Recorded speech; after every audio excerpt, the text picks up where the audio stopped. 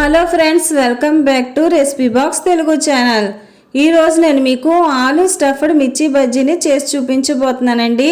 దానికోసం నేను ఇక్కడ 1/2 కేజీ మిర్చీలను తీసుకున్నాను. ఈ మిర్చీలన్నిటికీ కూడా మధ్యలో కట్ చేసి పెట్టుకోవాలండి.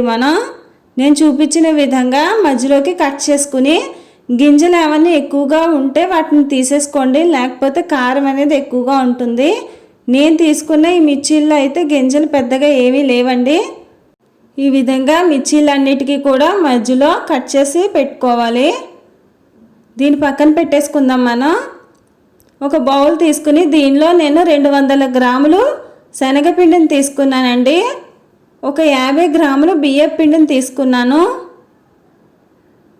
చిటికెడు వంట సోడాని యాడ్ చేసుకోండి.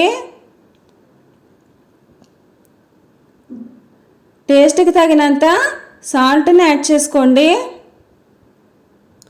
ఒక స్పూను కారాన్ని కూడా వేసేసుకున్నాను ఇక్కడ నేను.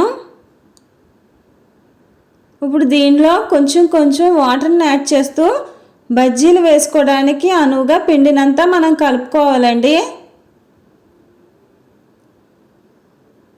పిండి అనేది మరీ లూజ్గాను ఉండకూడదు, అలాగని టైట్గా కూడా ఉండకూడదండి. జాగ్రత్తగా చూసుకుని మనం వాటర్ని యాడ్ చేసుకుని కలుపుకోవాలండి. పిండి అనేది రెడీ అయిపోయింది. ఇది పక్కన పెట్టేసుకుందామండి. ఇక్కడ నేను 4 చిన్న బంగాళదుంపల్ని ఉడికించి తీసుకున్నాను. వీటిని అన్నిటినీ కూడా మ్యాష్ చేసేసి పక్కన పెట్టుకోవాలండి.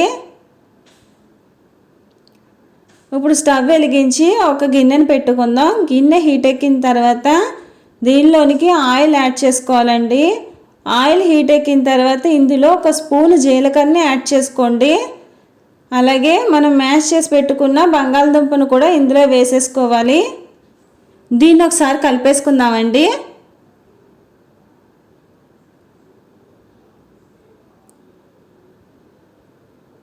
దీనిలోనికి సాల్ట్ యాడ్ చేసేసుకుందాం. ఒక స్పూన్ ధనియా పౌడర్ యాడ్ చేసుకోవాలండి. అలాగే ఒక స్పూను చాట్ మసాలా పౌడర్ని కూడా యాడ్ చేసేసుకుందాం. చిటికెడు పసుపుని యాడ్ చేసుకోవాలండి. ఒకసారి ఇదంతా బాగా కలిపేద్దాం. లాస్ట్లో మనం ఒక చెక్క నిమ్మరసాన్ని కూడా పిండేసుకుందామండి. స్టవ్ ఆఫ్ చేసేసుకోవాలండి. ఇది బాగా చల్లారనివ్వాలి. చల్లారిపోయిందాన్ని మనం మిర్చిలోనికి స్టఫింగ్ చేసేసుకుందామండి.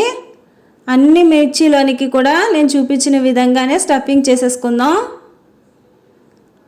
మామూలు మిరపకాయ బజ్జీల కంటే కూడా ఈ ఆలు స్టఫింగ్ మిర్చి బజ్జీలు చాలా టేస్ట్గా ఉంటాయండి. మీరు ఒక్కసారి ట్రై చేయండి.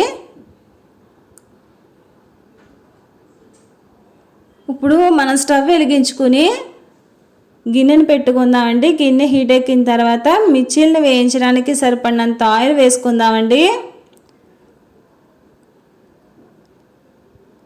ఆయిల్ హీట్ ఎక్కిన తర్వాత మిర్చీల్ని మనం శనగపిండిలోనికి డిప్ చేసుకుని ఆయిల్లో వేసేసుకోవాలండి.